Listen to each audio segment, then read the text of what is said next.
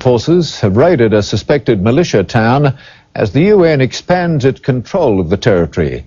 The gangs had fled by the time our troops arrived, but the action sends a warning to anyone who wants a fight. Australian Black Hawks leading the way. Destination Likisar, a stronghold of the militia forces who have terrorised East Timor. In full battle gear, soldiers piled out, fully expecting trouble. Like so many other places, the town was in ruins and there were troubling clues to the suffering of the people here, bloodstains near the local Catholic church. There was the threat of danger behind every door as they went house to house. Mostly the soldiers came across desperate locals who'd returned from the hills to scavenge for food. But one group of young men was different. They had photos showing some of them armed and wearing militia colours. The other guy was carrying a handheld radio, which has been broadcasting our presence in this location. So the militias are watching and probably biding their time.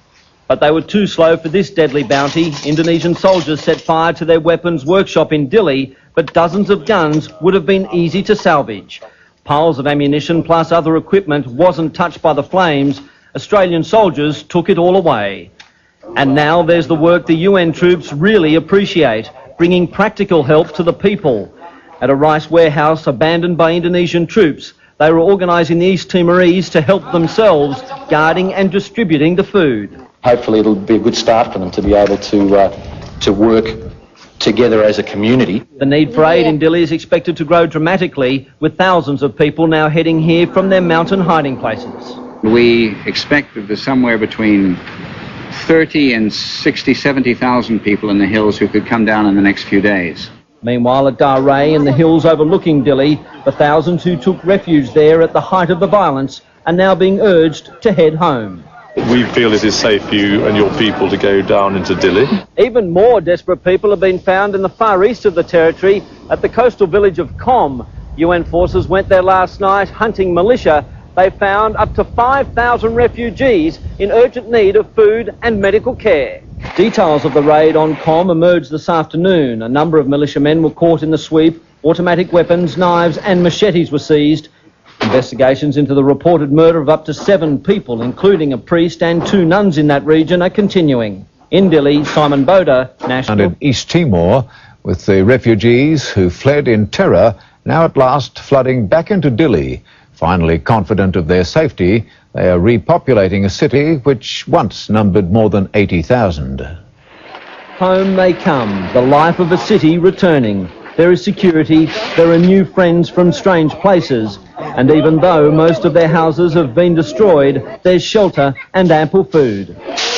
Dili Stadium is now their home away from home, the people filing back with their precious possessions, a little boy and his chicken, other children weighed down by family goods.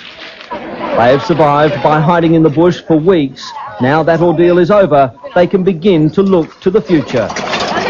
Our hearts go out to these people, and as an Australian, I think it's a bit of our culture, you know, everyone wanted the help. It's unclear how long this stadium will be home to these people. What is clear is that here they'll receive what they so desperately need: food, medical attention and safety. Everyone here is medically screened. So far, no serious illnesses have been detected. The influx will put an enormous strain on the humanitarian effort. It's going to be a struggle for all of the agencies who are assisting in this operation, obviously. Tragically, a 3-year-old East Timorese boy has been injured during a food drop, one of the parcels landing on him. He underwent surgery by an Australian medical team yesterday. A leg has had to be amputated. Lieutenant Colonel John Crozier carried out the operation to remove Nelson's leg. The doctor is well known for his work with the victims of the tidal wave that hit Papua New Guinea last year. He's not in pain, and I don't think fully appreciates what has exactly happened with the leg at this stage. Each new corner of the territory is revealing fresh horrors.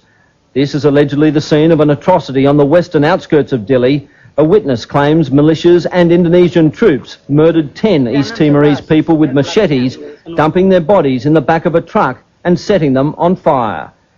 Throughout the terrible storm of militia violence, the priests and nuns have tried to give shelter to the East Timorese, but many couldn't save themselves. In Baucau, a memorial service for 2 nuns, 5 other church workers and their driver who were killed in a militia ambush on Saturday. An Indonesian journalist was also slain while reporting on the group's effort to deliver supplies to refugees near the town of Kom. So they stopped the car and they killed one by one. Displaying bullets and shells found at the scene, Martino tells how the bodies were dumped in a river. Their photos are now added to the gallery of East Timorese martyrs who have struggled to make life better here. A 3-metre crucifix has been erected in memory of the dead.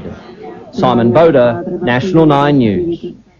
Prime Minister Howard has pulled out of a meeting of the South Pacific Forum this weekend because he doesn't want to be out of the country while the Timor crisis continues. Meanwhile, America is boosting its contribution.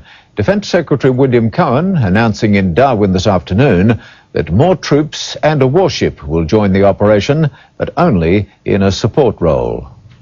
The Defence Secretary flew into Darwin this afternoon, where he and Australia's Defence Minister were greeted by more than 100 international peacekeepers, a number of them US Marines. Pretty good, sir. America's involvement in East Timor has been limited to logistical support. While that remains the case, Mr Cohen announced a boost in the commitment. A US warship would be provided along with an extra 130 troops. But as for a possible combat role, the Secretary says there are still no plans. We will continue to work together in ways that we can be helpful. But at this point, we are in a support role. Australia is in the leadership role. Mr Cohen was also asked about the so-called Howard foreign policy doctrine, dismissing suggestions of Australia playing a deputy role in the region to the United States. I don't believe Australia is the deputy of anyone or anything. Australia is a sovereign country. Tonight, Mr Cohen travels to Jakarta, where in talks with Indonesia's President Habibie and Armed Forces Chief General Wiranto, he'll press the need to protect the growing masses of East Timorese refugees. Meanwhile, Prime Minister Howard has gone on CNN to ease concerns in Asia about our leading role in the peacekeeping force. People should not see what we have done in East Timor as being in any way an aggressive, assertive thing. And Foreign Affairs Minister Alexander Downer continued the public relations job in New York, where he's working to repair Australian-Indonesian relations.